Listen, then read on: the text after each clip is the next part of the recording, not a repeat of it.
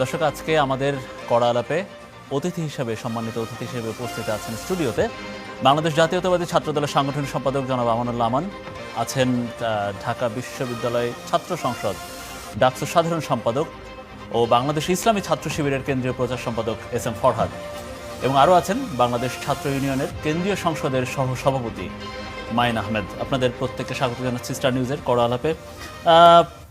প্রসঙ্গ আসতে চাই, এস এম ফরহাদ, আপনার কাছ থেকে একটু শুরু করতে চাই, যদি আপনি অনুমতি দেন।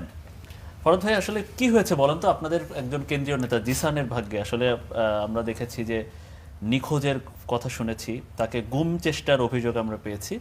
হ্যাঁ, পরে আবার দেখলাম যে পুলিশের তদন্ত বলছে আসলে অন্য কথা। আপনিও একটা স্ট্যাটাসে দিয়েছেন এটা নিয়ে।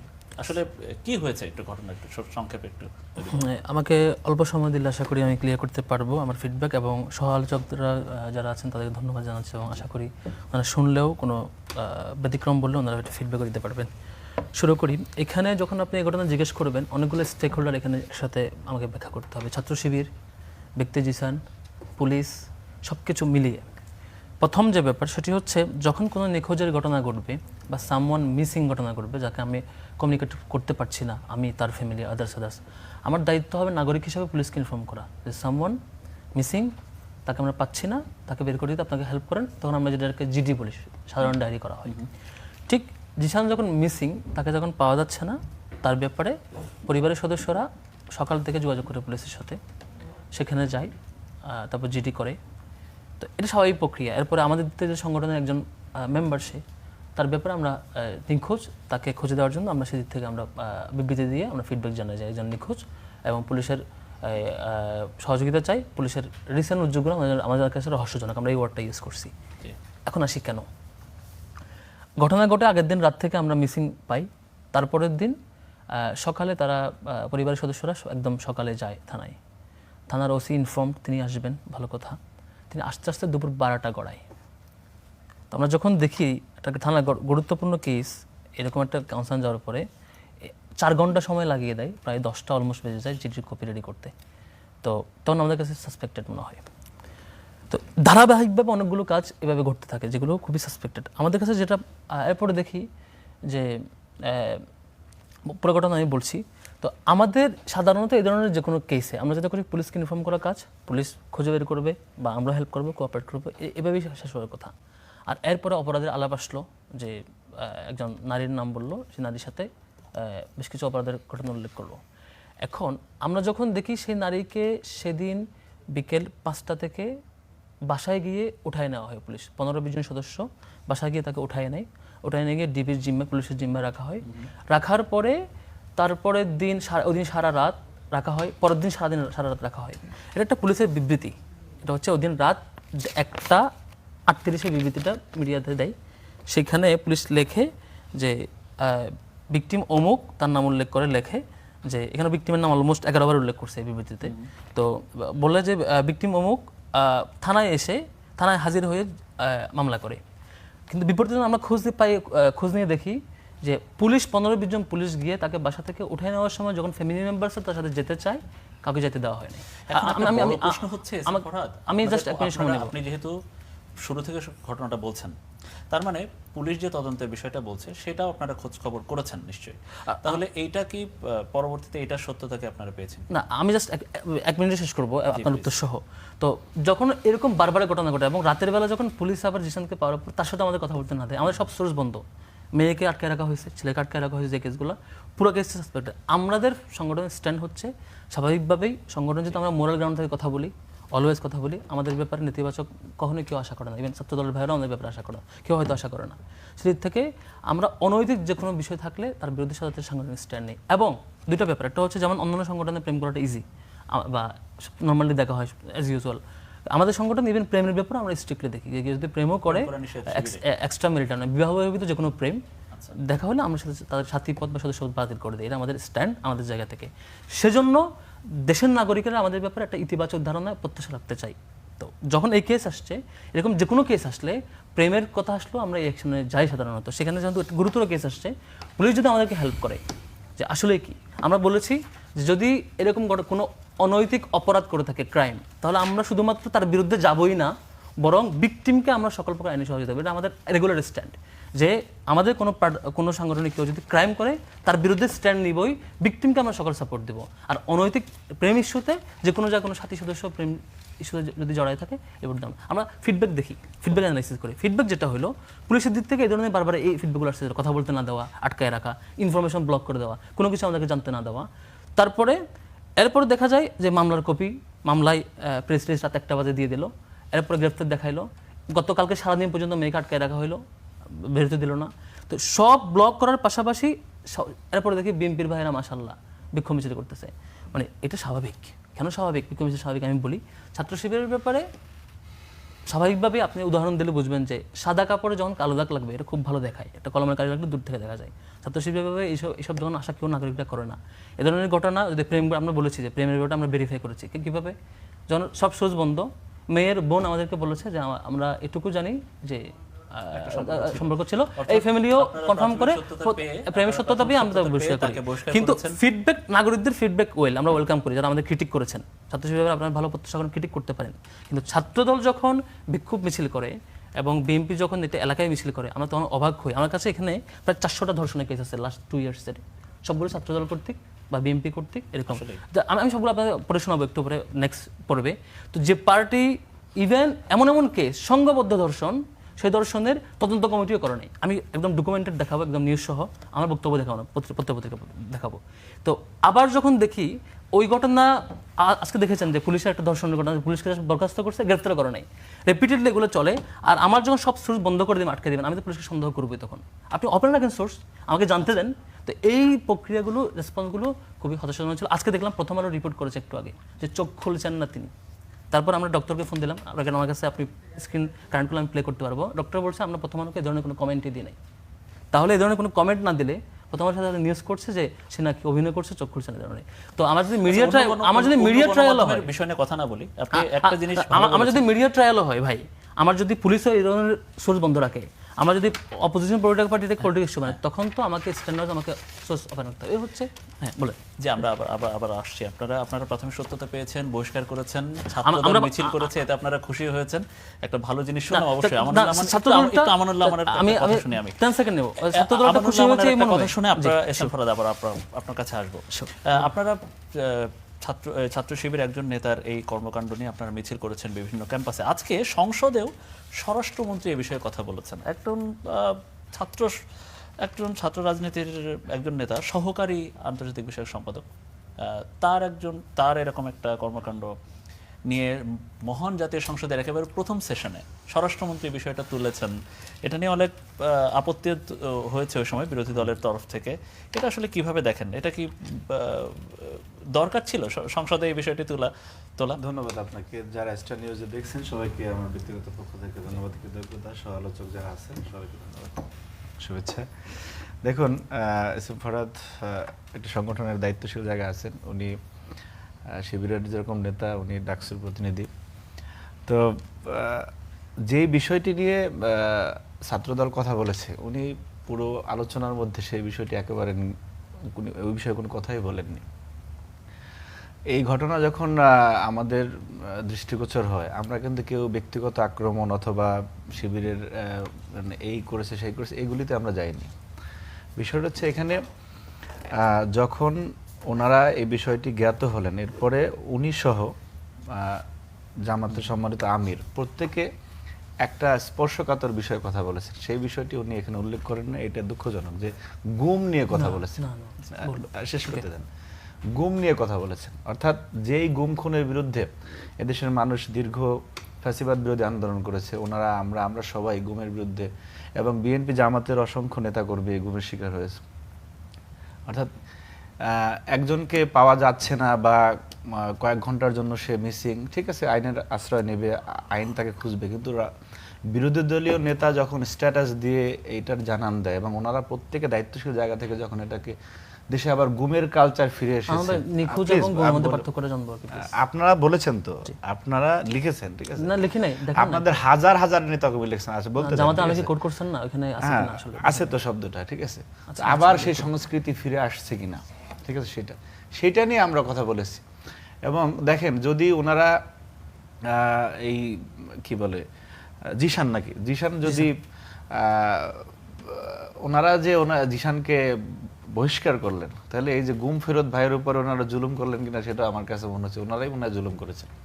সুতরাং এইটি নিয়ে মানে আমরা ওই বিষয়ে কথা বলেছি যে এই যে এর আগেও আমরা অনেকগুলো বিষয় দেখেছি যে হওয়ার সাথে সাথে অথবা একটা জিনিস আন্দাজের উপরে স্ট্যাটাস দিয়ে দেয়, যেমন ওসমান হাদির ঘটনা যখন ঘটলো, সাদিক থেকে শুরু করে অনেক গুরুত্বপূর্ণ নেতাকর্মীরা আমাদের মির্জা আব্বাসকে আপনার তারা অঙ্গুলি প্রদর্শন করে বলল যে এই সেই, আবার মির্জা আব্বাস যখন ঢাকা মেডিকেল কলেজে অন্য প্রসঙ্গে না যায়, না একটা বিষয়ের সাথে একটা রিলেট করে আপনারা যে এই জিশান নিয়ে মিছিল করেছেন, উনি কিন্তু ইতিবাচক ভাবে দেখছেন যে শিবিরের সমালোচনা করছেন আপনারা। আমার প্রসঙ্গ ছিল যে ছাত্র রাজনীতির একজন ছাত্র নেতার এরকম একটা কর্মকাণ্ড, তার ব্যক্তিগত এরকম ব্যাপার, এটা নিয়ে সংসদে উত্তাপ ছড়িয়েছে।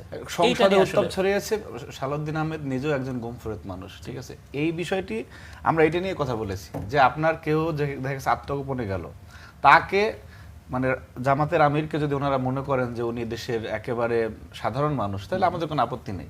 এবং এস এম ফরহাদরাও যদি নিজেদেরকে মানে একেবারে সাধারণ কেউ মনে করেন যে অন্য সাধারণ যদিও সাধারণ শিক্ষার্থীদের শব্দটা নিয়ে আপত্তি, ওনারা যে এই যে একটা দেশের একটা পরিস্থিতি একদিন যদি বা আরো 2-4 ঘন্টা যদি এই ছেলে মনে করেন নিখোঁজ থাকতো, পাওয়া না যেত, তাহলে ওনারা কি ধরনের অবস্থা তৈরি করতেন এতে সেটা আমরা জানি। এই বিষয়টি নিয়ে সবাই কথা বলেছে যে না, এইখানে ওনারা এইটা লেজিটিমেট করতে এই কথাটাই বলতে চেয়েছেন যে এই যে দেশে আবার সংস্কৃতি ফিরে এসেছে। তো তাদের এবং উনি একটুকে যেটি বললেন যে শিবির বা জামাতের লোকজন এগুলি করে না, ঠিক আছে। আমি আমার এক ছোট ভাইকে বললাম যে একটু ওনারা যে কাজবাজ করে, আমরা এবং জামাতের মধ্যে পার্থক্য তো আসলে থাকা উচিত, কারণ ওনারা তো জামায়াতে ইসলামী লেখেন, ইসলামী ছাত্র শিবির লেখেন, in the rule and regulation of Islam. ওনারা অনেক কিছু করতে পারেন না, যেমন আমরা আমাদের সংগঠন অনেকে প্রেম করে, এটা তো আমরা স্বীকার করি প্রেম করে, কিন্তু আপনাদের করা যায় না। কিন্তু আপনি করবেন না বলে কেন করছেন, এই জন্য মানুষ প্রশ্ন করে। আপনি এইটা করতে পারেন না কিন্তু আপনি কেন করছেন, তাহলে ইসলাম শব্দটা বাদ দিয়ে দেন, ঠিক আছে। আপনি মনে করেন জামাত মঞ্চ, এই ছাত্র শিবির মঞ্চ, একটা কিছু করেন। ছাত্র শিবির বলে যে প্রেম করলে তারা সরাসরি বহিষ্কার করে। ছোট ভাইকে বলার পরে ও আমার পরে কিছু কাগজপত্র পাঠালো, এখানে পরে বাংলাদেশের ম্যাক্সিমাম জাতীয় পত্রিকাগুলো নিয়ে আমি চিন্তা করলাম যে এত কিছু ওরা করে, বললে যে হ্যাঁ ভাই করে, আপনি একটু যাই দেখাইন। ইসলাম ফরহাদ এবং সাদিক মাঝে মধ্যে নিয়ে আসে, আমি চিন্তা করলাম যে না, এরা যেহেতু নিয়ে আসে আমিও নিয়ে আসি আর সেটা আপনাদের কাছে প্রামাণ্যের ব্যাপার। এটা বাংলাদেশের জাতীয় পত্রিকা জানতে, যদি কেউ জানতে পারে যে সে প্রেম করছে, তাকে সরাসরি তারা নাকি বহিষ্কার করে দেয়। আপনারা কি তাকে বাহবা দেন নাকি প্রেম করার জন্য? হ্যাঁ, আপনি তো ব্যক্তিগত জীবনে আপনি প্রেমে পড়ছেন, আপনার চেহারা দেখলাম, স্বাভাবিক বিষয় আপনাদের কাছে না। এটা তো আমরা তো ইসলামিক সংগঠন করি না রে ভাই, আমরা তো মানে ইসলামিক মানে কি বলে ফান্ডামেন্টাল যে বিষয়গুলো আমাদের সংগঠনের প্রেম করতেই পারে, ঠিক আছে, এটা স্বাভাবিক। কিন্তু অপরাধ তো আরেকটা জিনিস, ঠিক আছে। তো প্রেম আর আপনার অপরাধ, প্রেম আর জবরদস্তির মধ্যে তো পার্থক্য আছে। তো ওনারা যে বিষয়টি আপনারা মনে করেন যে একেবারে সারা দেশে তুলকালাম শুরু করে দিল, ঠিক আছে। আপনি দেখেন যদি এইটি আর একদিন অতিবাহিত হতো, ওনার কর্মসূচি দিয়ে দিতেন, তারপর ওনাদের গুলি তো কানের পাশ দিয়ে গেছে যে এই ছেলেরে মনে করেন ওদিন আবিষ্কার করা গেছে, 2 দিন পর যদি প্রেমিকা সহ পাওয়া যেত তাহলে কিন্তু ওনাদের মুখ থাকতো না। আল্লাহর কাছে শুকরিয়া করেন যে এটা পাওয়া গেছে। সুতরাং কথায় কথায় যে একটা রাষ্ট্রে অনিবার্য পরিণতি তৈরি করার জন্য, বিশৃঙ্খলা একটা মাৎসনায় পরিস্থিতি তৈরি করার জন্য যে ইন্টেনশন, সেই জায়গাটা থেকে বের হয়ে দায়িত্বশীল আচরণ করেন। আমরা কাউকে ব্যক্তিগত আক্রমণের রাজনীতি কোনোদিনও 5 তারিখের পরে আমরা করি না, 12 ফেব্রুয়ারি করে করি না। এই রাজনীতির উত্থান, এই রাজনীতির গতানুগতিক প্রথা, এগুলি আপনাদের দ্বারা পরিচালিত হচ্ছে। আমি যেই মুহূর্তে কথা বলতেছি সেই মুহূর্তে আপনি আপনার টেলিভিশনের কমেন্ট বক্সে ঢুকে দেখেন যে ব্যক্তিগতভাবে আক্রমণের যে সংস্কৃতি সেটা ওনাদের দ্বারা পরিচালিত হচ্ছে। সুতরাং ইসলামী সংগঠন বলেন, ইসলামিক সংগঠনের রাজনীতি করেন, দয়া করে এই যে মানুষের উপরে যে জুলুম করা, ঠিক আছে, এই জায়গাটা থেকে বের হয়ে আসে। 5 আগস্টের কথা যেহেতু বললেন, আমরা জনাব মাহিন আহমেদ, সহসভাপতি ছাত্র ইউনিয়নের, আপনার কাছে একটু আসি। মাহিন ভাই, 5 আগস্টের পরে আসলে ছাত্র রাজনীতির এই যে আমরা কি বলবো, আসলে এটা কি আদর্শিক রাজনীতিতে আছে নাকি কাদা ছোড়াছড়ির পর্যায়ে গেছে? আপনি এই সবশেষ এই যে জিশান কাণ্ড যদি বলি, এই ঘটনার থেকে আমি একটু বলি যে এটা আসলে কোন পর্যায়ে আছে, কিভাবে কি দেখেন আপনারা আসলে ক্যাম্পাসে বলি বা বাইরে বলি? আচ্ছা, জিসানের ঘটনাটা যদি পার্টিকুলারলি অ্যাড্রেস করি, তাহলে আসলে মানে আদর্শের যে আলাপটা করলেন, ছাত্র শিবির বা জামাতে ইসলামী প্রিন্সিপালি একটা মিসোজিনিস্টিক অর্গানাইজেশন, একটা পেট্রিয়ার্কাল অর্গানাইজেশন। এটা তাদের আপনি যদি তাদের গঠনতন্ত্র দেখেন বা তাদের নারীর ক্ষমতায়ন প্রশ্নে যেসব জায়গা আছে, যে দলের সর্বোচ্চ পর্যায়ে নারীরা যেতে পারবে না কিংবা দেশের নেতৃত্বে যেতে পারবে না, এগুলা মানে বেসিক্যালি যদি আপনি পেট্রিয়ার্কাল যে কোনো অর্গানাইজেশনের স্ট্রাকচার দেখেন এই জিনিসগুলোই পাবেন। যাই হোক, তারপরে আসি এই ঘটনাটায়। ধরেন আমার প্রারম্ভিক আলোচনায় আমি 3টা জায়গায় অ্যাড্রেস করব। একটা হচ্ছে যে উনি আলোচনার শুরুতেই ব্যক্তি জিসান বলে একটা শব্দ, মানে একটা কি বলে শব্দ বন্ধ ব্যবহার করেছেন, আবার সাংগঠনিক জায়গাগুলোও এনেছেন। এই ঘটনার বর্ণনা যেটা আমরা কি বলে পার্লামেন্টে পাই স্বরাষ্ট্রমন্ত্রীর বক্তব্য থেকে, সেখানে বা পুলিশের বিবৃতিতে এই জায়গাটা আসছে যে শিবিরের যেই উপ আন্তর্জাতিক বিষয়ক সম্পাদক সম্ভবত উনি হচ্ছে জোরপূর্বক গর্ভপাতের চেষ্টা করেছেন বা করিয়েছেন। তো এই যে জোরপূর্বক বা উনি হত্যার হুমকি দিয়েছেন, এই পাওয়ারটা কই থেকে আসে? এটা কি ব্যক্তি জিসানের কাছ থেকে আসে? এই পাওয়ারটা আসে কারণ উনি বাংলাদেশের একটা বৃহত্তর ছাত্র সংগঠনের একটা খুবই গুরুত্বপূর্ণ পোস্ট হোল্ড করেন। He holds a very important post in a very powerful organisation. কুমিল্লার একটা জেলার নেতা ছিলেন সেটা। অবশ্যই ওখানে ওই আঞ্চলিক পাওয়ারের ব্যাপারটা নাই গেলাম, উনি তো ওখানে সভাপতি ছিলেন সম্ভবত। তো তাইলে তো এখানে আসলে এটা ব্যক্তিক পর্যায়ে থাকে না। একটা ব্যক্তি তার সংগঠনের ক্ষমতার ব্যবহার করে একটা মানুষকে হত্যার হুমকি দিচ্ছেন, তাকে দিয়ে জোরপূর্বক ভ্রূণ হত্যা করাচ্ছেন, তার মানে স্পষ্ট যে এখানে সাংগঠনিক ক্ষমতার ব্যবহার হয়েছে। দ্বিতীয়ত হচ্ছে যে এখানে এই ঘটনার ক্রম যদি আপনি খেয়াল করেন যে স্টেপগুলো শিবিরের তরফ থেকে নেওয়া হয়েছে, সেটা হচ্ছে সিম্পলি তাকে সম্ভবত প্রেমের সম্পর্কে থাকার কারণে সংগঠন থেকে বহিষ্কার করা হয়েছে। এখন গ্লোবালি যদি আপনি স্ট্যান্ডার্ড প্রসিজার ফলো করেন, যদি এ ধরনের কোনো অভিযোগ আসে যে তিনি ধর্ষণ চেষ্টা করেছেন কিংবা ধর্ষণ করেছেন, ভ্রূণ হত্যার চেষ্টা করেছেন, আপনি কি করবেন? আমরা বাংলাদেশের মতো একটা দেশের কনটেক্সটে সেক্সুয়াল হ্যারাসমেন্টের কেসের ক্ষেত্রে একটা প্রসিজার ফলো করি ছাত্র ইউনিয়নে, সেটা হচ্ছে গিলটি আনটিল প্রুভেন ইনোসেন্ট। আমরা তার পজিশনটা হোল্ড করি, কারণ তার পজিশন একটা এখানে তিনি একটা পজিশন অফ পাওয়ার হোল্ড করেন। আসলে দোষ করেছে কিনা আপনারা এটা দেখেন। সে যেন তার ক্ষমতার ব্যবহার ফার্দার না করতে পারেন, একটা তদন্ত করি। ওনারা কি করলেন? একটা ফাংশনাল ডেমোক্রেসি যেখানে মানুষের ইন্ডিভিজুয়াল লিবার্টি খুবই গুরুত্বপূর্ণ, সেখানে প্রেম করাটাকে ক্রিমিনালাইজ করলেন, কোনো তদন্ত কমিটি গঠন করলেন না, এবং এটা নিয়ে জাস্ট এই একটা কি বলে স্টেপ নিয়ে আগায় গেলেন। আর যদি আপনি এখানে 3 নম্বর বিষয়টা খেয়াল করেন, যেটা উনি সম্ভবত পুলিশ যে 11 বার ভিকটিমের নাম মেনশন করছে, এটা দিয়ে এক প্রকার আগেই ডিফেন্সটা দিয়ে দেওয়ার চেষ্টা করলেন। এখানে হচ্ছে যে পুলিশের বিবৃতি আসলে কয়জন দেখছে আর ওনার স্টেটাস কতজন দেখছে খেয়াল করে দেখেন।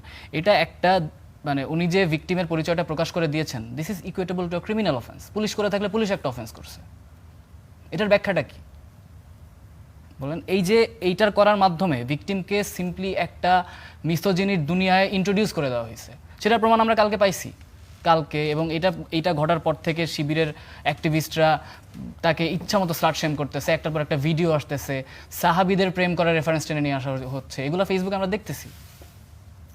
এবং 5 তারিখের পর থেকে উনি বললেন না সাদা জামায় কাদা লাগলে, এগুলো তো শিবিরের অ্যাক্টিভিস্টরা প্রতিনিয়ত করে, প্রতিপক্ষের সাথে বলেন, আমাদের নারী নেত্রীদের সাথে হোক। এখন উনি বলবেন যে ওরা তো আমাদের কর্মী না। এখন আপনার কর্মীরা হচ্ছে আপনি প্রচার সম্পাদক হয়ে ভিকটিমের নাম প্রচার করে দিবেন, অথচ আপনার কমিটির মধ্যে আপনার এই সহ আন্তর্জাতিক বিষয়ক সম্পাদকের নাম খুঁজে পাওয়া যায় না, যেটা প্রচার করা সম্ভবত আপনার কাজ। তাহলে আসলে আমরা মানে কে শিবির না এগুলো কীভাবে বুঝবে? এগুলো অনেক পুরানো তর্ক, এগুলো তর্ক নতুন করে করবো না। কিন্তু এই যে গুপ্ততার যে টেন্ডেন্সি, সেটা মানে this leads back to that, যে একটা অপরাধ করছি আবার আমি গুপ্ত হয়ে যাই, এটা তো আমার রাস্তা।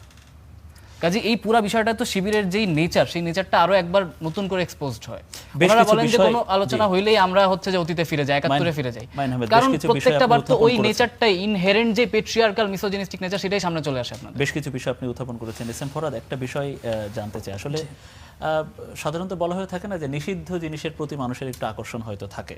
তো এই ক্ষেত্রে এই দিশান বা এই ঘটনার পরে আপনাদের কাছেও কি মনে হয় যে আপনারা প্রেম করা যাবে না, কারোর সাথে সম্পর্ক হওয়া যাবে না, বা বিবাহ বহির্ভূত যেটাই বলি না কেন, যেটা এটা আপনাদের ব্যাখ্যা, এটা আমরা অশ্রদ্ধা করছি না বা করছি না, আপনারা যেহেতু নিষিদ্ধই করেছেন, তো এইটার জন্য কি আপনাদের একজনের এই বিষয়টা হতেই পারে? মানুষ তো আসলে না, আমাদের তো মানুষের সংগঠন, মানুষের নিডসগুলো খেয়াল রাখে, আমরা আমাদের স্টেপগুলো ক্লিয়ার রাখি। আমাদের কাছে প্রেম করার ব্যাপারে আমরা স্ট্রিক্ট থাকি, কিন্তু বিয়ের ব্যাপারে আমরা স্ট্রিক্ট না। আচ্ছা, কোনো জনশক্তি, কারো বিয়ের বয়স হয়েছে, আর্থিক সক্ষমতা, ফ্যামিলির সামগ্রিক সক্ষমতা আছে, তিনি বিয়ের ব্যাপারে করতে চাইলে সাংগঠনিক প্রসিডিউর মেনটেন করে ইনফর্ম করে অনুমতি নিয়ে তিনি বিয়ে করতে পারেন। আমি নিজে বিবাহিত, এই জায়গাটা খোলা আছে। তো বা এমন না যে ওই যে সন্ন্যাসী টাইপের সব বন্ধ রাখলেন, তখন তো রিস্ক থাকে।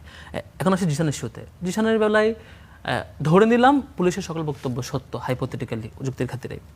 তাহলে একটা মানুষ যদি ক্রাইম করে, তার ব্যাপারে আমাদের অ্যাকশন কী হওয়া উচিত? বা একটু ক্লিয়ার বলছেন, সুন্দর করে বলেছেন।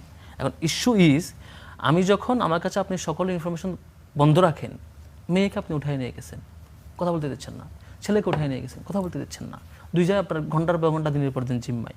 এখন আমার কাছে সোর্স আছে ছেলের ভাই, মেয়ের বোন। তো মেয়ের বোন বললো যে এই ধরনের ঘটনা আমরা জানি না, আমার কাছে মোটেও জানা নেই, আমার কাছে কল রেকর্ড বা আরও মানে আপনি যা যা লাগবে কখনো দেখাইতে পারবো যদি পরে দেখতে চান। তার বক্তব্য হচ্ছে রিলেশন ছিল, এটা আমি জানি।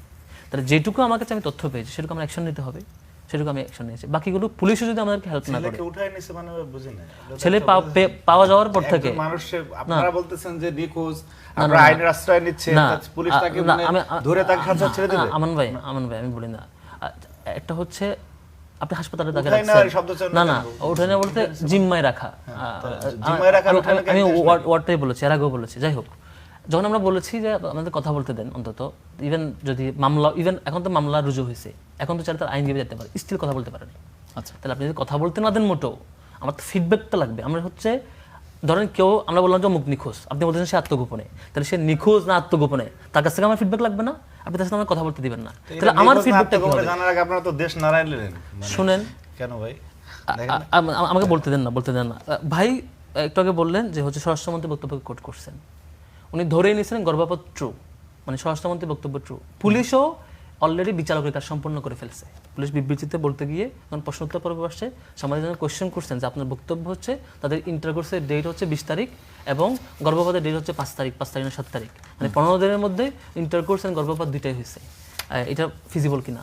তখন পুলিশ এটাই করে উল্টাপাল্টা করে উত্তর দিলেন আর কি। আজকে স্বরাষ্ট্রমন্ত্রী সেই বক্তব্যকে ট্রুথ ধরে নিয়ে মানে এটাই জাস্টিফাই করে তিনি দিয়ে দিলেন।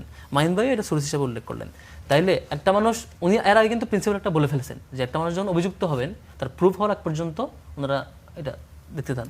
আমরাও সেম এটা দেখতে চাই। আমরা একটা প্রিন্সিপাল বক্তব্য আমরা বলে রেখেছি, শুধু জিসান না, সংগঠনের যে কোনো পর্যায়ে যে কারো ব্যাপারে যদি কেউ ক্রাইম করে থাকে, সেই ক্রাইমের ইস্যু থাকে, আমরা বরং ভিকটিমকে হেল্প করবো। আমরা এটা করবো না ছাত্রদের। এখানে আমি আপনাকে যদি দেখাই যে এমন হয়েছে যে রিসেন্টলি কেস, আপনি মানে ইয়া করছে, রেপ করছে, রেপ করার পরে ঘর ছাড়া, কালকের কেস। ইভেন ছাত্রদলের বাইরে যে সময় মিছিল করতেছে, এই মিছিল করার টাইমে 2টা রেপের ঘটনা ঘটছে তাদের ভাইদারা, 2টা রেপের ঘটনা ঘটছে এক্স্যাক্টলি ওই টাইমে কালকে। তাহলে আপনি শত শত কেস পাবেন যেখানে পাওয়ার খাটায়া, এটা খুবই নিন্দনীয় কাজ। আমরা এই রাগডাগটা করবো না কারো ব্যাপারে। আমাদের একজন একটা বিষয়, সেটা হচ্ছে আপনি এর আগের কথাই একটা প্রসঙ্গে বলেছেন, পরোক্ষভাবে আপনারা মোটামুটি একটা সত্যতা পেয়েছেন আপনাদের পর্যবেক্ষণে, এই জন্য তাকে বহিষ্কার করেছেন। তাহলে যেটা আপনারা মোটামুটি সত্যতা পেয়েছেন, তাহলে সেই ব্যক্তির অতীতের ঘটনা, রিসেন্ট ঘটনা টেনে তাহলে আপনারা তাকে ডিফেন্ড করছেন বা পক্ষে সাফাই? না, তার পক্ষে সাফাই করার কোনো চান্স নাই, সাফাই করার প্রশ্নই আসে না। আমরা যেটা বলেছি সেটা হচ্ছে আমাদের কাছে সকল সোর্স বন্ধ রাখার কারণে আমরা ক্রাইমের ব্যাপারে আমরা কোনো ইনফরমেশন অবগত না। তবে ক্রাইম যদি ঘটে থাকে আমরা বরং ইভেন আমাদের প্রতিনিধি টিম ভিকটিমের বাসায় গিয়ে জানিয়ে আসছে, যদি যে কোনো সাপোর্ট লাগে আমাদের সাপোর্ট নেবেন, আমরা সাপোর্ট দেবো। কিন্তু ইস্যু হচ্ছে আপনি যখন এর মধ্যে পুলিশ এসে রাতারাতি বিবৃতি সাজায়ে তাকে সবকিছু ট্রুথ ধরে নিয়ে ব্যাখ্যা করবে এবং বিবৃতি দিবে না, আপনারা তো এটা অন্য ভিন্ন খাতে প্রভাবিত করছিলেন ঘুমের দিকে। বিবৃতি দিবে না, এটা সেনসিটিভ ইস্যু। একটা সংগঠনের কেন্দ্রীয় নেতা, তার বিষয়ে পুলিশ বিবৃতি দিবে না। তখন অলরেডি আমরা বিবৃতি দিয়ে দিছি। পুলিশ যখন বিবৃতি দিয়েছে তার 5 ঘন্টা আগে আমরা বলেছি যে সে যদি অপরাধ করে থাকে সেটা সামনে আসুক এবং সেটা আমরা ইয়ে করবো। কিন্তু আপনি যখন মানে এই যে এই ধরনের বানায়া হচ্ছে একটা প্রেস রিলিজ রাত 1টা বাজে দিয়ে দিবেন এবং দিয়ে সেটা সকাল 8টার মধ্যে অলরেডি প্রধান সারির সব জায়গায় নিউজ হয়েছে এবং নিউজ আকারে আমার একটা অভিযোগ আসছে যে ক্রাইমের অভিযোগ যে হচ্ছে নাম উল্লেখ করা। এটা আমি জানি যে কারো ব্যাপারে নাম উল্লেখ করাটা এটা ট্রু করেছে, আপনাদের নেতাকর্মীরা নাম উল্লেখ করেছে। আমি বলি, যখন দেখি যে পুলিশ রাত 1:38 আগের দিন রাতে একটা বিবৃতির মধ্যে অলমোস্ট 11 বার, এই যে এখানে দেখেন আমি মিডিয়া না দেখালে চলবে না, 11 বার, এবং এটা বিবৃতি দিয়ে প্রত্যেকটা মিডিয়া তারা পাঠাইছে। কোথায় পাঠায় আমি প্রমাণ দেই, মিডিয়াতে পাঠাইছে। এই যে এটা হচ্ছে মিডিয়ায়, না তাহলে পুলিশ যদি মিডিয়ায় পুলিশ প্রেস রিলিজটা পাঠিয়েছে, পুলিশ ভুল করেছে, তাহলে এই সকল পত্রিকায় একদম প্রধান সারির অলমোস্ট প্রায় পত্রিকায় নাম সহ নিউজ হয়েছে সব জায়গায়। এরপরে ভাবলাম যে পুলিশ মনে হয় এটা জেনে শুনেই, এবং পত্রিকাও সবাই অলরেডি 2-300 পত্রিকা হয়ে গেছে নিউজ। তারপরে আমাদের বিবৃতিতে যখন আমার প্রশ্ন যখন সেই নামটা আসছে পত্রিকা থেকে কোট করে আমি কপি করে আনছি, তারপরে অনেকে কনসার্ন ভাইয়ের মতো অনেক কনসার্ন আমি সাথে সরাই নিয়েছি নামটা, কিন্তু অলরেডি পত্রিকাগুলো রয়ে গেছে, পুলিশের বিবৃতি রয়ে গেছে। আমানুল্লাহ আমান কিছু বলতে চান? অবশ্যই নাম উল্লেখ করাটা ঠিক না, এটা এগ্রি করছি। দেখুন, আমরা যখন এই আলোচনা করতেছি আর কি, তখন ঢাকা বিশ্ববিদ্যালয়ে ছাত্র শিবিরের একটা বিক্ষোভ চলতেছে। হ্যাঁ, মনিরুল হক চৌধুরী উনি এক প্রবীণ সংসদ সদস্য, উনি নাকি মানে নারীদের অবমাননা করে বক্তব্য দিয়েছেন। এবং এতক্ষণ এস এম ফরহাদ যেটি মানে সেই জিশানের বিষয়ে, জিশানকে ডিফেন্ড করার জন্য, জিশানকে নির্দোষ প্রমাণ করার জন্য বলছেন, আপনি নির্দোষ প্রমাণ করার জন্য পুলিশের উপরে আপনার যে আস্থা, যে কথাবার্তা যা বললেন, মনে হয় যেন পুলিশ এখানে একটা দানবীয় শক্তি হয়ে একজন নিরপরাধ জিশানকে ধরে এনে তারপরে তাকে এগুলি সাজাইতেছে, বিষয়টা তা না। স্বাভাবিক, ছাত্রদল নেতা রেপ করলে তাকে ওই মেয়েকে বাড়ি ছাড়া করছে, এরকম 10টা কেস আমার কাছে আছে, ওই মেয়ের ফ্যামিলিকে বাড়ি ছাড়া করছে, 10টা কেস আমার কাছে আছে। আর আমার আপনি দুজনকে উঠায় নিয়ে রাখবেন, আপনি মনে করেন যাবেন আকাম করতে, আপনি উঠায় নিয়ে রাখবেন, আমার কাছে সোর্স বন্ধ রাখবেন এবং মেয়েকে আটকায় রাখবেন। আপনি আসামির সাথে আপনাকে কেন কথা বলতে, আসামির সাথে কেন আপনাকে কথা বলতে দিবেন? সে তো আসামি এখন। আচ্ছা মেয়ের কথা বলতে, মেয়ে তো বাদী, আপনি আপনার কথা সত্যতা কি? মেয়ের কারেকশন কেন? আপনি যে প্রভাব বিস্তার করবেন না তার কোনো গ্যারান্টি আছে? আপনি তো প্রভাব বিস্তার করে সাংবাদিকরা কমিউনিকেট করতে পারবে না, কেউ দেখা করতে, মেয়ের বোন দেখা করতে পারবে না, মেয়ের বোন দেখা করতে পারে নাই সারা দিন ধরে, সারা রাত ধরে। কেন বলেন?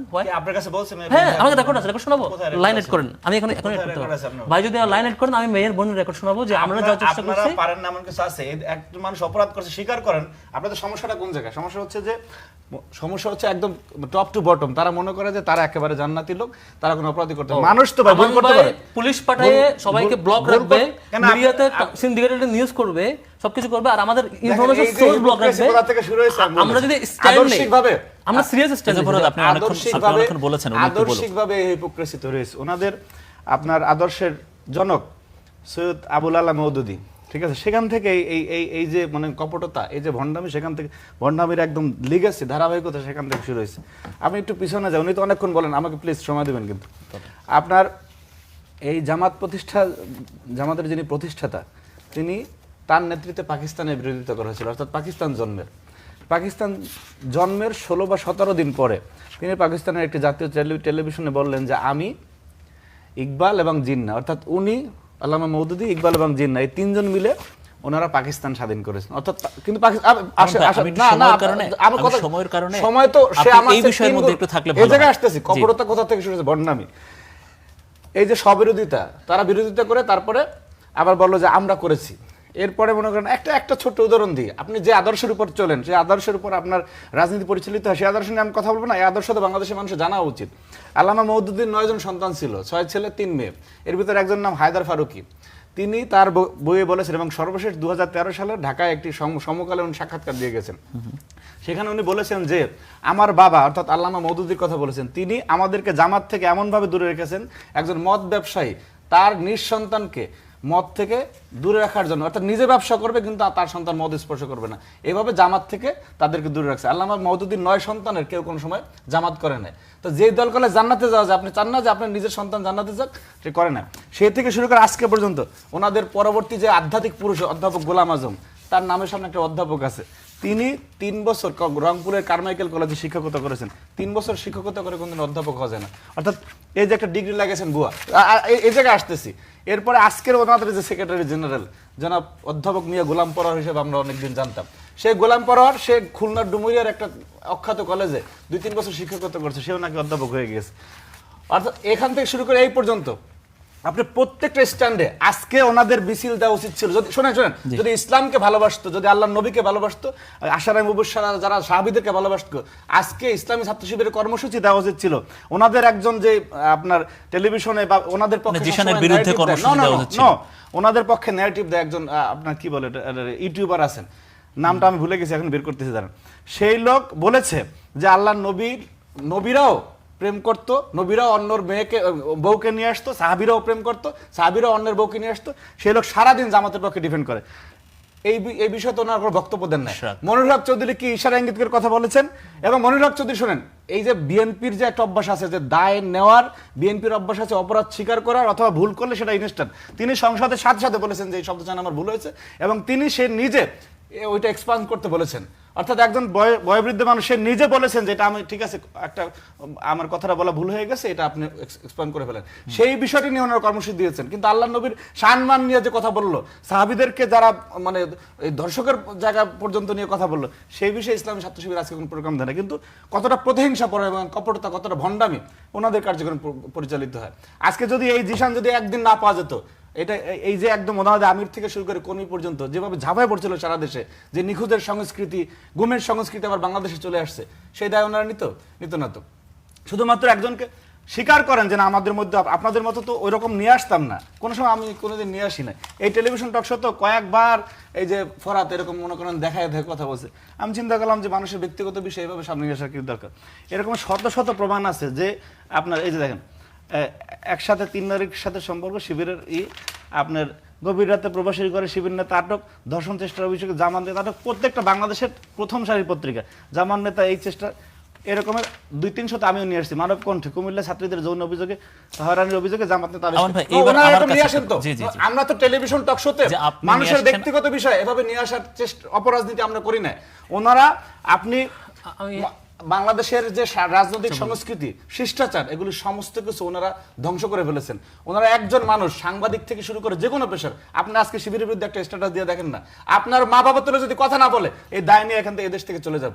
সুতরাং এই যে সংস্কৃতি ওনারা তৈরি করেছেন, ওনারা ওই যে নিয়ে আসে, উনি তো শুরু করলেন আগে, এরকম তো আমরা শত শত প্রমাণ দেখাতে পারবো। জামাতের থানা আমির, জেলা আমির থেকে শুরু করে এরকমের আমির থেকে শুরু করে একদম আপনার কর্মী পর্যন্ত অসংখ্য পরকীয়ার, অসংখ্য দর্শনের, অসংখ্য নারী নির্যাতনের, অসংখ্য নিপীড়নের ইতিহাস জামায়াত ইসলামের ইতিহাস। তো তাদের এই দেশের ধর্ষণের যে সংস্কৃতি, এই দেশে অপকর্মের সংস্কৃতি, এই দেশের মা বোনদেরকে পাকিস্তানিদের হাতে তুলে দেওয়ার সংস্কৃতি, সেই লিগাসি তো ওনারা টানতেছে।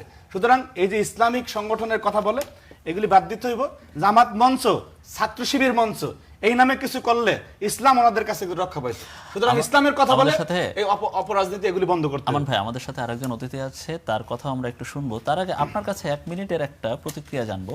আপনারা একজন, জি আপনার কাছে আমান ভাই, একজনের বিয়ের প্রলোভনে ধর্ষণ এবং ভ্রূণ হত্যার প্রতিবাদে সারা দেশে মোটামুটি এবং কেন্দ্রীয়ভাবে আপনারা মিছিল করেছেন। না আপনি তো মিসকোট করতেছেন। না আমি মিসকোট করছি না, আপনারা মিছিল করেছেন, ব্লান্ডার করে সেটা গুমের দিকে নেয়ার কারণে আমরা আচ্ছা মিছিল করেছেন। এটা ব্যক্তিগতভাবে কোন একজন করলে সে অপরাধে সেটা আপনার শাস্তি হবে, ওটা আমাদের আলোচনার বিষয়, সেটা আপনারা করতেই পারেন। অথচ এই গত 10 দিনে সারা দেশে 5 জন বিএনপি নেতা খুন হয়েছেন। সবশেষ আমরা রাউজানে আমরা যে অস্ত্র সহ একটা ভয়ঙ্কর দেখেছি সিসিটিভি ফুটেজে, এবং অধিকাংশ ঘটনায় বিএনপির নেতারা মারা গেছেন। কোথাও কোথাও বিএনপির হাতে মারা গেছেন, কোথাও কোথাও সন্ত্রাসী কার্যক্রমে জড়িত থাকার কারণে মারা গেছেন, কোথাও কোথাও আসলে আধিপত্য বিস্তারের কারণে মারা গেছেন। এখন এই যে আপনাদেরই দলীয় যারা নেতা আছেন, সিনিয়র নেতা আছেন, তারা এইভাবে মারা যাচ্ছে, প্রকাশ্যে মারা যাচ্ছে, দিনে দুপুরে মারা যাচ্ছে, প্রতিদিন একজন করে মারা যাচ্ছে। গতকালকে ওই যে রামপুরায় একজন গুলি খেলেন। এখন তো আপনারা এইসব ঘটনায় কেন মিছিল করেন না? তো এখানে কি অপরাধ খুঁজে পান না? না, এটা তো অপরাধ খুঁজে না পাওয়ার কোনো কারণই নেই। দেখেন আপনি দেখেন আইন শৃঙ্খলার পরিস্থিতি কেন অবনতি হচ্ছে তার স্পষ্ট ব্যাখ্যা আছে। আপনি যেই ফ্যাসিবাদী কাঠামো বাংলাদেশে ছিল, সেই এই বিষয়টা যে ফাংশন করতেছিল না সেটা স্পষ্টভাবে বোঝা যায়। আজকে একদম এসআই থেকে শুরু করে আপনার আইজিবি পর্যন্ত আপনার অনেক অফিসার আছেন, এর মধ্যে এই যে বিভিন্ন ক্যাটাগরি গেলে অনেক অফিসার আছেন যারা হাসিনার সময় পুরোপুরি তার দাস ছিল। হাসিনার সময় ওই হাসিনার ফ্যাসিবাদী শাসন ব্যবস্থাকে টিকিয়ে রাখার জন্য আপ্রাণ চেষ্টা করেছিল। আপনি within few days or few months আপনি কিন্তু এত বড় সেট আপকে চেঞ্জ করতে পারবেন না। আপনি আজকে মনে করেন যে একটা যদি শেষ করি আমি মনে করেন যে একটা বিসিএস হইলো, বিসিএস হওয়ার সাথে সাথে সেই লোক আপনি ফাংশনাল বা কমান্ডিং জায়গা যেতে টাইম লাগবে। অর্থাৎ এই দেশটা যে 17 বছর যে ধ্বংস করে ফেলছে, সেইখানে আপনি শুধু আপনাদের পেশায়ও দেখেন যে অনেকে হাসিনার পারপাসকে সাফ করার জন্য যারা সমস্ত নীতি নৈতিকতা ভুলে গিয়ে সাংবাদিকতা করেছে, সাংবাদিকতার বস্তুনিষ্ঠতা ভুলে গেছে, তার আছে না, তাদেরকে আপনি ইচ্ছা করলে একদিন সরাই দিতে পারতেছেন না? পারতেছেন না। এর জন্য টাইম লাগবে। আইন শৃঙ্খলা আপনার দলের কেউ আধিপত্য বিস্তারে জড়াচ্ছে, না আমি তো পুলিশের দোষ দিচ্ছি না। পুলিশের দোষ নাই সেটাও বলা যাবে না। তো আপনি মনে করেন যে সে শিবির করে, আমি ছাত্রদল করি, সে ছাত্র ইউনিয়ন করে, পুলিশকে তো বলা হয় না যে ছাত্রদলের দেখলে আপনি এখানে চুপ থাকবেন।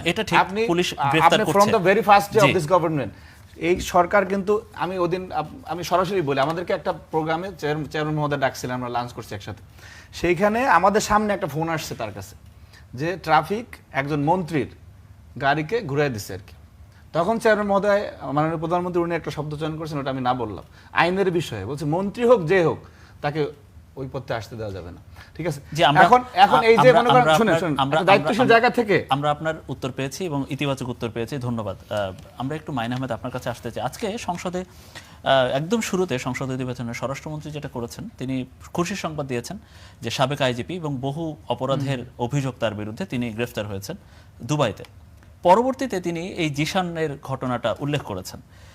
তো গত কয়েকদিনের আইনশৃঙ্খলা পরিস্থিতি নিয়ে আমরা কথা বলছিলাম আমান ভাইয়ের সাথে, তার বক্তব্য কি এই বিষয়গুলো একটু আসা উচিত ছিল না? আপনার কাছে কি মনে হয় মাইন ভাই? নিশ্চয়ই, মানে দেশে তো আসলে যেটা আমরা দেখতে পাইতেছি যে মানে ফাংশনালি আমরা যেটা একটা ইলেকশন পাইছি ঠিকই, কিন্তু একটা পার্লামেন্ট পাই নাই। কারণ হচ্ছে যে আমরা পার্লামেন্টে কার্যত কোনো অপোজিশন পাইতেছি না যারা আসলে মূল ইস্যুগুলো অ্যাড্রেস করবে। এইটা কেন বলতেছি, কারণ হচ্ছে যে যেহেতু আজকের মানে প্রাইমারি আলোচনাটা ধর্ষণ, নারী নিপীড়ন কেন্দ্রিক ইস্যুগুলো নিয়ে আলোচনা হয়েছে, তো এই একটা ঐক্য আমরা দেখতে পাই বিভিন্ন জায়গায়। সেটা হচ্ছে ধরেন জাহাঙ্গীরনগর বিশ্ববিদ্যালয় একটা বিগত প্রায় 6-7 মাস ধরে ওখানে অবস্থা খুবই খারাপ। পাশের অঞ্চলে বিশ্ববিদ্যালয়ের শিক্ষার্থীরা নানান ঘটনার শিকার হচ্ছেন, পাশের গ্রামেই। তারপর আমরা দেখলাম যে ওখানে ইভেন একটা হত্যার ঘটনা ঘটলো, তারপর একটা ভয়াবহ ধর্ষণ চেষ্টা হইলো, তারপর একটা মুভমেন্ট শুরু হইলো। সেই মুভমেন্টে প্রথম রাতেই হাজার হাজার নারী শিক্ষার্থী নেমে আসলো। জাহাঙ্গীরনগর তার সেই চিরচেনা রূপটা দেখাইলো যে তারা আসলে নারী নিরাপত্তার বিষয়ে সবসময় অবিচল।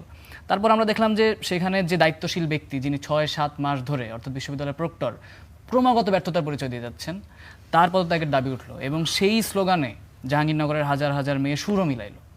তারপর আমরা কি দেখলাম যে আমাদের পার্লামেন্টে যে 3টা মূল দল আছে, বিএনপি, জামাত এবং হচ্ছে এনসিপি, 3টা ছাত্র সংগঠনই একই সাথে সেই আন্দোলন থেকে বের হয়ে গেল। আন্দোলন থেকে বের হয়ে বলল যে প্রক্টরের পদত্যাগ দাবি করাটা নাকি আন্দোলনকে ভিন্ন খাতে প্রবাহিত করা। মানে রেসপন্সিবল যে ব্যক্তিটা নিরাপত্তার জন্য, সেই ব্যক্তিটাকে প্রেসারে ফেলা, সেই ব্যক্তিটাকে আক্রমণের শিকার হইতে দেখে ওনাদের তার প্রতি দরদ জেগে উঠলো সবাই। ছাত্রদলেরটা আমি বুঝতে পারি যে ধরেন ওনাদের সামনে যদি একটা ক্যাম্পাসে ওনার একটা লোক পড়ে যায়, তাহলে সামনের দিনে আরও অনেক লোক পড়ে যাওয়ার সম্ভাবনা তৈরি হতে পারে। কিন্তু শিবির বা ছাত্রশক্তির এখানে কি ইস্যু? তাদের ইস্যুটাও সিম্পল, ইন্টারিমের সময় বিভিন্ন জায়গায় তাদের লোকজন বসছে। কাজেই একবার যদি পড়ার খেলা শুরু হয়, ছাত্রদের আন্দোলনের মুখে দায়িত্বরত ব্যক্তিরা নিজের পথ থেকে সরে যেতে থাকেন, তাইলে সবাই ক্ষতির সম্মুখীন হবে। এই কারণে বলছিলাম যে আমরা আসলে একটা ইলেকশন পাইছি, কিন্তু একটা কার্যকর ডেমোক্রেসি আমরা কেমনে পাবো? নিরাপত্তার ইস্যুগুলো কারা তুলে আনবে সামনে? তাইলে পার্লামেন্টের বাইরে আমরা আদর্শিক জায়গায় কথা বলছিলাম। এই যেমন বললাম স্বরাষ্ট্রমন্ত্রী তিনি আইন শৃঙ্খলা পরিস্থিতি তিনি এই বিষয়ে কথা বলেন নাই স্বরাষ্ট্র। আমরা ছাত্র দলের কোনো কাণ্ড দেখলে শিবির রাস্তায় নামে, শিবিরের কাণ্ড দেখলে ছাত্রদল রাস্তায় নামে, কিন্তু আসলে সার্বিকভাবে তারা তো আইন শৃঙ্খলা পরিস্থিতি নিয়ে দুই দলে আমরা কিন্তু কাউকেই রাস্তায় নামতে দেখিনি। এখানে ইস্যুটা হয়েছে যে আমরা তো মূলত ইন্টারিম আমলে বা ধরেন আওয়ামী লীগ আমল, পুরাটা আসলে ওই আওয়ামী লীগেরই ধারাবাহিকতা চলতেছে দেশে এখন পর্যন্ত। ইন্টারিম আমলে আমরা একই জিনিস দেখছি যে আইন শৃঙ্খলার কোনো বালাই নাই, মানুষজনের জীবনের কোনো নিরাপত্তা নাই। ওই সময় কিন্তু স্বরাষ্ট্রমন্ত্রীর পদত্যাগের ওই সময়ের যে স্বরাষ্ট্র উপদেষ্টা, উনিও যখন ক্রমাগত ব্যর্থতার পরিচয় দিচ্ছিলেন, আমরা যখন মুভমেন্টে নামি, ধর্ষণ নিপীড়নের বিরুদ্ধে বাংলাদেশ ব্যানারের মুভমেন্টে নামি বা অন্যান্য যে কোনো ব্যানারে, তখন বারংবার আমাদেরকে ব্যাশ করা হয়েছে। তখন যদিও বিএনপির থেকে ভিন্ন সুর ছিল, তখন তারা ধরেন সাম্য হত্যাকাণ্ডের ইস্যুতেও প্রক্টরকে রেসপন্সিবল দেখছে, কিন্তু অ্যাপারেন্টলি পরবর্তীতে তারা মানে দায়িত্বরত ব্যক্তিকে কোশ্চেন করতে এখন আর আগ্রহী না। তো এইটা তো আসলে ওই সময়ের ধারাবাহিকতা। বিএনপি সরকার নিয়ে আমাদের একটা ফান্ডামেন্টাল তর্কের জায়গাটা বা প্রশ্নের জায়গাটা হচ্ছে যে যেই ইস্যুকে কেন্দ্র করে তারা জনগণের ম্যান্ডেট অর্জন করছেন, বা ইন্টারিম থেকে এক প্রকার দূরত্ব তৈরি করে, ডিস্টেন্স তৈরি করে, যে আমরা হচ্ছে যে প্রান্তিক জনগোষ্ঠীর পাশে দাঁড়াবো, আমরা মাজার সংখ্যালঘু নিপীড়নের বিচার করব, যেই ইস্যুগুলোকে বা জনগণের নিরাপত্তা নিশ্চিত করব, যেগুলোকে সামনে এনে জনগণের ম্যান্ডেট তারা অর্জন করছেন, সেগুলো তারা ক্ষমতা আসার পর দিন থেকে ভুলে গেছেন। আগে অন্তর্বর্তীকালীন সরকারের সময় আপনারা অনেক মব দেখেছেন নিশ্চয়ই, এখন কি অবস্থা? এখন আমরা তো সেটাই বলতেছি যে যশোর একটা ঘটনা ঘটলো না, একটা মানুষকে জাস্ট মেরে ফেলা হলো, তারপরেও কিন্তু মাজার ভাঙার ঘটনা থামে নাই, মবের ঘটনা থামে নাই। মানে সব কোন দলের লোকজন করতেছে বা কোন মতাদর্শের লোকজন করতেছে এটা তো মোটামুটি স্পষ্ট, কিন্তু মানে নিজেদের দলের লোকজনের বাঁচানোটাও এক প্রকার মেক সেন্স করে, যেহেতু এটা বাংলাদেশের পলিটিক্যাল কালচার, পাওয়ার পলিটিক্সে। কিন্তু মানে এই যে ওদেরকেও আমরা ছেড়ে দিব, কাজে আমরা আমাদের কোনো বিরোধী নাই। হ্যাঁ, মানে ধরেন স্ট্র্যাটেজিক্যালি এটা আসলে কিভাবে মেক সেন্স করে? সবাই আসলে বিচারমানি তালগাছ আমার এই পক্ষের লোক। হ্যাঁ, মানে একটা আমরা সবাই মিলে আপনার কাছে একটা বিষয় নিয়ে আসতে চাই। আজকে সংসদে পোশাক নিয়ে, এমপিদের পোশাক নিয়ে একটা বিষয় তুলেছেন এবং আমান ভাই নিজেও সেটা বলেছেন যে এটা এক্সপান্স করা হয়েছে। যিনি বলেছেন তিনিও নিজের ভুল স্বীকার করেছেন, দুঃখ প্রকাশ করেছেন। আপনারাও আপনাদের দলের তরফ থেকে আপনাদের এমপি যারা আছেন, নারী এমপি যারা আছেন, সবাই এটা নিয়ে করেছেন। দুই পক্ষ থেকে আজকে যারা দুই অতিথি আছেন, মাইন আহমেদ এবং আমানুল্লাহ আমান, সবাই একটা বিষয় বলছেন যে যারা আসলে ইসলামী রাজনীতি করেন তাদের কথা কমেন্ট হওয়া উচিত সংযত, কিন্তু সবারই হচ্ছে যে নারীদের ক্ষেত্রে না হয় নাকি আপনারা একটু ইয়ে করেন, তাদের অভিযোগ যে হচ্ছে আপনারা তাদেরকে অসম্মান করেন ফেসবুকে, বিশেষ করে সামাজিক যোগাযোগের মধ্যে উনি কিছু ইয়ে দেখাচ্ছিল। এই বিষয়ে আসলে আপনারা কি বলবেন এই অভিযোগগুলো নিয়ে? বরাবরই এটা ওনারা করেন এই অভিযোগটা। এখানে দুইটা ইস্যু আসছে, একটা হচ্ছে নারীদের ইস্যুতে আর একটা হচ্ছে আজকের সংসদের ইস্যু। সংসদের শেষ করে আপনার নারীদের ইস্যুতে যাচ্ছি। সংসদের ইস্যুতে আমান ভাই খুব কনফিডেন্টলি মিথ্যাগুলো উপস্থাপন করেছেন, এটা আমান ভাইয়ের একটা ভালো কোয়ালিটি মাশাআল্লাহ। মুনির হক চৌধুরী তিনি বক্তৃতা দেওয়ার পরে আমান ভাইয়ের ভাষ্য হচ্ছে তিনি নিজে এক্সপান্স করতে বলেছেন, এক্সপান্স করে ফেলেছে, শেষ। ট্রুথ কি? ট্রুথ হচ্ছে তিনি বক্তব্যে বোরকা নিকাব এগুলোকে বউ বদলের একটা মাধ্যমের মতো করে উপস্থাপন করছেন এক্সাম্পল দিয়ে। বলতে পারবেন উনি কি বলছেন? আমি আপনার বক্তব্য আমি ডিস্টার্ব করি নাই, আমি আপনার বক্তব্য ডিস্টার্ব করি নাই। তারপরে বলছেন যে যারা আসছে সংসদ সদস্য তাদেরকে তিনি চিনছেন না, মানে মুখ খোলা দরকার, এবং এটা বউ বদলের এক্সাম্পল দিয়ে বলছেন। এরপরে কি হলো, মাঝে একটা ব্রেক গেল। ব্রেকে বিএনপির এমপিরা প্ল্যান করে আসলো যে আমরা এটার পক্ষে থাকবো। ফলে এনি নিজে দাঁড়ায় স্পিকারকে উল্টো কোয়েশ্চেন করতেছেন, আপনি এক্সপান্স করতে গেলেন কেন? এবং সবাই আবার তখন তাড়ে দিলেন, হই হুল্লা করলেন, মানে আপনি এক্সপান্স করলেন কেন? তিনি সঠিক বলেছেন, মনে হচ্ছে সঠিক বলেছেন। সংসদে যেখানে টিআইবি তথ্য অনুযায়ী 1 মিনিটে খরচ হয় 2,72,000 টাকা অলমোস্ট দেশের, সেখানে এই নারীদের ড্রেস, ইসলামের মৌলিক বিধান, পর্দাকে বউ বদলার মতো কটাক্ষ করবেন, আবার স্পিকার এক্সপান্স করবে, তারপরে আপনি আইসা আরেকজন এমপি এসে আবার জাস্টিফাই করবে, সঠিক বলেছেন বলবে, আর সবাই তালি দেবে। এটা খুবই দুঃখজনক। আমি একদম, এটা মাঝে ব্রেক ছিল, ব্রেকে তারা প্ল্যান করে আসছেন, আসে আবার একযোগে সবাই এটা জাস্টিফিকেশন দিচ্ছেন। আপনি কি বলতে পারবেন উনি কি বলেছেন? আপনি তো বলতে পারবেন। ভাই আমি শিখানুবুদ্দিনের দরবারে যায় ফুরিয়ে গেলে কোথায় পায়? এটা শিখে আসছেন। আপনি প্লে করেন।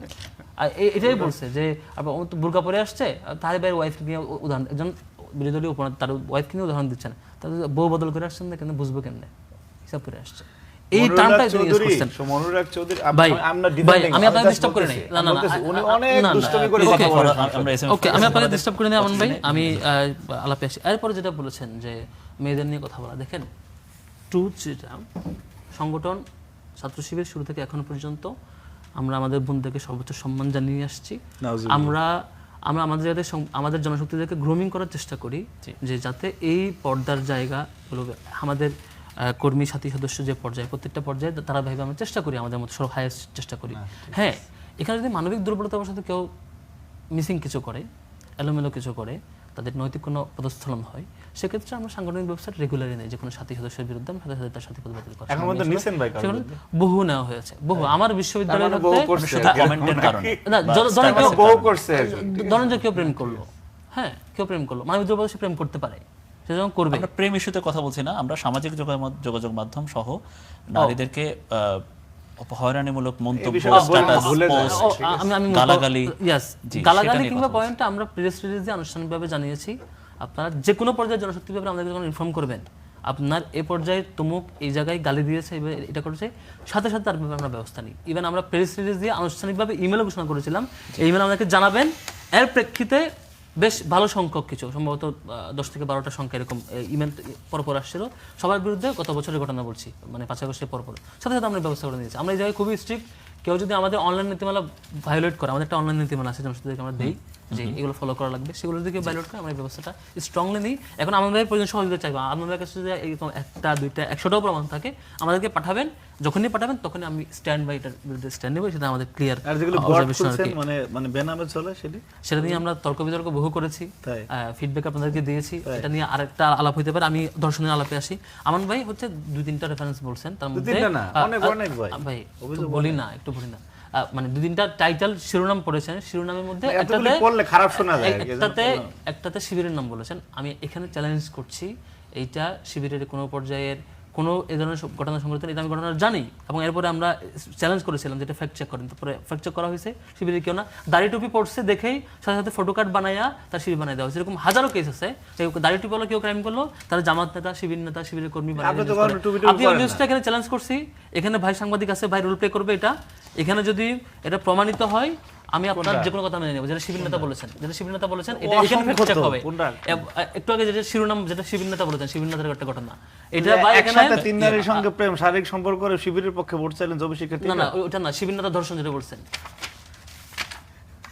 বলেন বলেন বলেন না বলেন না না আমরা সময় আমি নষ্ট তো না করি। উনি আচ্ছা, করতেছে তো, আমি নিয়ে না, যাই না এতে না, জায়গায়। উনি নিয়ে যেতে প্রেমের ব্যাপারে প্রেম 3% ক্রাইম না, প্রেমের আমরা ব্যবস্থা সেটা ধর্ষণ যেহেতু ক্রাইম, আমি আগে ক্রাইমটা ডিল করি। আরে ভাই, আপনি ধর্ষণের প্রেম কেসে আমি করবেন, চ্যালেঞ্জ আমার দিলাম নিষেধ করার কি? ভাই, এটা এখন আনুক প্রয়োজন সোর প্রত্যেকটা করানো, এই সমকালীন আপনি খেলা, এগুলো আপনি তো ফ্যাক্ট আমার চেকিং লেখা টিম না। নিয়ে আসবেন, আপনার দৈনিক এক্সপার্ট টিম, আজকাল। এখানে ফ্যাক্ট চেক হবে, আমি আমার যে কোনো দায় নেব। এখন আসি, আমি আর 30 আপনি সেকেন্ড জানেন নেব। যে এই সময়টা নাই, এই জন্য এই চ্যালেঞ্জটা না, করতেছি। এরপরে শো আলাদা অন্য হতে কোনো পারে। জায়গায় দেখা হবে, এখন ঠিক আসেন আছে? ভাইরা যেটা করে যে সপ্তম শ্রেণী কিশোরীকে ছাত্রদল নেতা কর্মীদের সংঘবদ্ধ ধর্ষণ, এটা ঘটনা 1/2/2026 কদিন আগে ঘটনা। সেখানে পরে মানে বাড়ি ছাড়া করছে রীতিমতো। খাগড়াছড়িতে দলবদ্ধ ধর্ষণ, নোয়াখালী থেকে না, উনি সমাবেশে গ্রেপ্তার করা হয়েছে। উনি কিন্তু তারপরে সমাবেশে হচ্ছে দিচ্ছেন। না, আপনি তো ভাই, ধর্ষণের বক্তব্য অভিযোগে করতেছেন।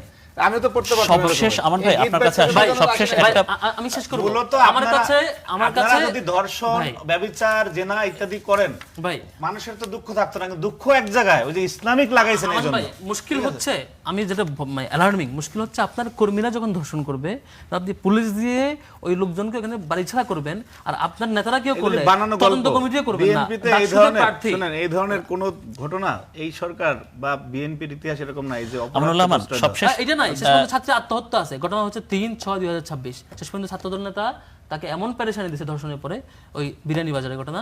ওই ছাত্র আমি একটা ঘটনার কথা উল্লেখ করি আমানুল্লাহ আমান। 13 জুন একটা পত্রিকার খবর, সেটা হচ্ছে গোপনে ওই এত দ্বিতীয় বড় বিয়ে একটা ঘটনা করতে ঘটছে গিয়ে- ভাই, একটা 30 সেকেন্ড না, এত বড় ঘটনা ঘটছে, আপনারা কোনো কর্মসূচি দিচ্ছেন? আমরা তো ওই আপনাদের মতো একটা ইস্যু পাইলে, যেমন ওই যে আমি একটা সেটা কথা কি দিই, ছোট ইস্যু? না, আপনি যেভাবে বিভৎসভাবে বর্ণনা দিলেন, না। এখানে আপনারা কোনো কর্মসূচি দেন না কেন? শুনেন, এটা আপনি আমরা কর্মসূচি দিতেছেন, মহিলা চৌধুরী মজা করছে এটা নিয়ে। সংসদে এই যে কপটতা, আনুষ্ঠানিকভাবে, এই যে ঐতিহাসিক সংসদে বন্ধদের দল, বাংলাদেশের এগুলি বাদ জাতীয় দেন। সংসদ, একটা ছেলে মুসলিম প্রধান ষষ্ঠ রাষ্ট্র, শ্রেণীর মেয়েরে ধর্ষণ করছে, বাংলাদেশের নৃশংসভাবে উনি বলতেছে। আপনি প্রোগ্রাম দেন না কেন আপনারা? আপনারা শুনেন, মানুষের শুনেন, জন্য করেন, শিক্ষার্থীদের বাহ, জন্য? আমার মনে দারুণ বলছে। প্রোগ্রাম দেন না? সংসদে বাংলাদেশের মুসলিম প্রধান একটা রাষ্ট্র, সংসদে দাঁড়াইয়া ইসলামের মৌলিক বিধানের কটাক্ষ করবে, বউ বদলার উপকরণ বলবে, আর এটা প্রতিবাদ করলে বলবে কেন প্রতিবাদ করছেন। আপনি শুনুন, আর এই ধরনের কোনো কথাই বলেন না। উনি বলছে যে একটা প্রোগ্রামে গেছে। সেকেন্ড উনি রিপ্লাই ডাক্তার আব্দুল্লাহ তাহেরকে বলেছেন, আমাকে বলছেন, সেকেন্ড রিপ্লাই তাহেরকে বলেছেন, জনাব আব্দুল্লাহ তাহেরকে বলেছেন যে একটা প্রোগ্রামে গেছে ওনারা। এই ধরনের অনেক মস্করা হয়ে থাকে। ভাই, একটা আচ্ছা, প্রোগ্রামে গেছে, আমি এই প্রসঙ্গে সেই না যাই। প্রোগ্রামে বলছে যে আপনি বউ বদলান। আচ্ছা, ফরহাদ, আর 5 আমি- সেকেন্ড নেব। আমান ভাই বলছেন আমরা কেন ধর্ষণের প্রতিবাদ করি নাই। আমান ভাইরা কালকে একটা বিক্ষোভ মিছিল করছে, সময় লাগছে আধা ঘন্টার মধ্যে 4টা রেপ করছে। তাহলে প্রতি মিনিটে যদি রেপ করেন আর এরকম করেন, 2 মাসে যদি 400 ঘটনা 300 ঘটনা হয়ে যায়, এত তাহলে মিথ্যাচার করেন আমরা কেন? কেমনে আচ্ছা, এই যে ফরহাদ, আমার মনে হয় আপনি যথেষ্ট বলেছেন। একটা সমন্বিত প্রোগ্রাম দিতেন, দেন না তো। এটা আপনাদের বিউটি। এই যে ফাঁসিকি, এই যে কপটতা, এই যে মুনাফিক, এই যে ভণ্ডামি, এগুলি বন্ধ করেন, ঠিক আচ্ছা, আছে? আপনি বলতে আমার ভাই, এই যে people ষষ্ঠ will decide. S M Farhad, আমার মনে হয় আপনি যথেষ্ট বলেছেন, ধন্যবাদ। এস এম ফরহাদ দু একটি ঘটনার কথা বলেছেন, একটা নিউজের কথা বলেছেন। আমি একটা নিউজ বলি। 13 জুন 2026 একটা পত্রিকার খবর, গোপনে দ্বিতীয় বিয়ে করতে গিয়েছিলেন ছাত্রদল নেতা। মানে আপনারা একটু আগে বলেছেন যে আপনারা প্রেম করলে উৎসাহিত করেন, সমস্যা নেই, এটা স্বাভাবিক, মানুষ উৎসাহিত করতে। করে এটা বলি না। আমি আমি বলছি বাধা আমি নেই। আমার প্রশ্ন আসছে, বাধা দেন না, তাহলে বিয়ে করতে সমস্যা কোথায়? ছাত্রদল নেতারা বিয়ে করলে বা আপনি প্রকাশ্যে যে প্রসঙ্গটা নিয়ে আসছেন, এটা খুবই দুঃখজনক ভাবে নিয়ে আসছেন। না, এটা তো আমি কোনো- দুঃখজনক আপনি ভাবে- একটা না একটা টেলিভিশন চ্যানেলের টক শোতে আপনি তো এটা আনতেই পারেন না। গোপনে দ্বিতীয় বিয়ে করছে, এরকম বাংলাদেশে 20 কোটি মানুষের মধ্যে এদের বহুত ঘটনা হয়। আপনি এটা বিভৎস নৃশংস কোনো ঘটনা নিয়ে কথা বলতে পারেন? একটা এই ধরনের একটা- বিভৎস নৃশংস ঘটনার ক্ষেত্রে আপনারা তখন কি করেন? অবশ্যই ওনাদের চেয়ে বেশি কর্মসূচি আমরা শিক্ষার্থীদের জন্য পালন করি। ওনারা একটা দেখাক যে জামাতের, ওনারা তো বলে যে লেজুর ভিত্তি করে না, কিন্তু বাংলাদেশ, আমি আজ থেকে 1.5-2 বছর আগে এই বক্তব্যটা দিয়েছি, পুরনো কবিতা শুরু হয়েছে। লেজুর ভিত্তির। আমার প্রশ্ন ছিল, ওনারা প্রেম শব্দটা দেখলেই ওনারা বহিষ্কার করে, আপনারা বিয়ে শব্দটা, বা কেউ যদি বিয়ে করে ছাত্র সংগঠনে তাকে, সেক্ষেত্রে আপনারা কি করেন? না, বিয়ের বিষয়ে আমাদের মানে বক্তব্যটা হচ্ছে যারা শীর্ষ নেতৃবৃন্দ, আর সেন্ট্রালের প্রেসিডেন্ট সেক্রেটারি হবে, তাদেরকে সংগঠন বিয়ের ক্ষেত্রে নিরুৎসাহিত করে, কারণ এই যে দায়িত্ব পালনের ক্ষেত্রে একটা অসুবিধা প্রতিবন্ধকতা হয়। থাকতে পারে। জি। অপরাপর পদে যারা আছে তারা পরিণত বসে বিয়ে করবে, এতে কোনো আমাদের কোনো বাধা নেই। আচ্ছা, আমরা একেবারে শেষ পর্যায়ে এসেছি। মাইন ভাই, আমরা এখন বাংলাদেশ সহ সারা বিশ্বকাপ ফুটবলে একটা উন্মাতাল হয়ে আছে, আমরা এই প্রসঙ্গটা একটু শেষ করতে চাই। আপনি কোন দলের সাপোর্টার ভাই? আমি আর্জেন্টিনা ভাই, কিন্তু আমার মনে হয় ক্লোজিং রিমার্কটা দেওয়া উচিত আমার, প্লিজ বলেন। মানে আগের ইস্যুতেই। আমার মনে হয় যে আপনাদের আসলে আজকে এখানে একটা মানে কি বলে একটা ফিমেল গেস্ট রাখা দরকার ছিল, যেহেতু ইস্যুগুলো অনেক বেশি ধর্ষণ, নারী নিপীড়ন কেন্দ্রিক। তাহলে আসলে মানে আমার মানে সহযোদ্ধারা যতটা ধরেন অনেক হাস্যরসাত্মক আলাপ হয়েছে, তো আমার মনে হয় না আসলে এই আলাপগুলো এভাবে হইতে পারতো, কারণ অনেক সেন্সিটিভ ইস্যু, তো মানে আমরা অনেক সেন্সিটিভলি এগুলো ডিল করি। ধরেন এরকম একটা অভিযোগ যদি আমাদের অর্গানাইজেশনের কারণে আমি আসতো, তাহলে আমরা প্রবাবলি ধরেন যে মনস্তাত্ত্বিকভাবে অনেক ডিফেন্সিভ হয়ে যেতাম। যেটা আমরা পার্লামেন্টে দেখলাম যে জামাতের জেনারেল সেক্রেটারি পুরা জিনিসটাকে বানোয়াট বলে একটা অধ্যত্বপূর্ণ বক্তব্য দিলেন, এই সাহসটা আসলে আমরা করতে পারতাম না।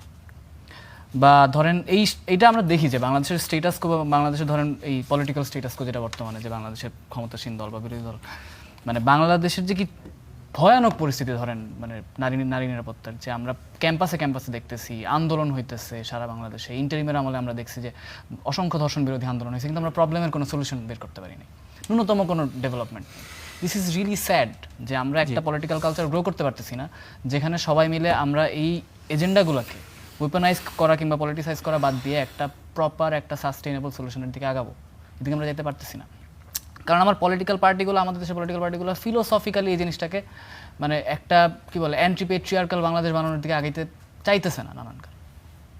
এবং সেটা কি বলে ধরেন সেটা আপনি যেরকম এই শিবিরের এই পুরো ঘটনা ডিল করার যে প্রক্রিয়া সেটাতে দেখতে পাবেন, একই সাথে ধরেন বিএনপির যে এমপি আজকের ডেরিগেটরি কমেন্ট করছে সেটার মধ্যে দেখতে পাবেন। জি মাইন ভাই, এই আদর্শিক জায়গাটার একেবারে প্রসঙ্গটা একদম শুরুতে আপনার কাছে এনেছিলাম, আপনি ধন্যবাদ এই বিষয়টা এনেছেন। আর বিশ্বকাপের প্রসঙ্গটা আনছিলাম যে পরিস্থিতি একটু হালকা করার জন্য আমাদের ছাত্রদলের প্রতিনিধি, শিবিরের প্রতিনিধি ওনারা একটু গরম হয়ে গিয়েছিলেন। যাই হোক, অনেক ধন্যবাদ। আসলে এই প্রসঙ্গটা আনা একটু উচিত ছিল, ক্যাম্পাস এখন বিশ্বকাপ ফুটবলে উন্মাতাল বিশেষ করে। আমার ভাই নিশ্চয়ই বিষয়ে পরে কথা হবে, ফরাদ ভাই নিশ্চয়ই পরে কথা হবে, মাইন ভাই অনেক পরে কথা হবে। আপনাদেরকে অনেক অনেক ধন্যবাদ স্টার নিউজে এতক্ষণ আমাদেরকে সময় দেওয়ার জন্য। নিশ্চয়ই আদর্শের জন্য রাজনীতি, মানুষের জন্য রাজনীতি, আপনারা সেটা করবেন, মানুষের উপকারে করবেন, আপনাদের আদর্শ মানুষের কাছে নিয়ে যাবেন। অনেক ধন্যবাদ আমানুল্লাহ আমান, মাইন আহমেদ এবং SM ফরহাদ। আর দর্শক আপনারাও এতক্ষণ আমাদের সাথে ছিলেন, সময় দিয়েছেন আমাদের। স্টার নিউজের পক্ষ থেকে আপনাদের অনেক অনেক ধন্যবাদ। কড়া আলাপ প্রতিদিন দেখার আমন্ত্রণ।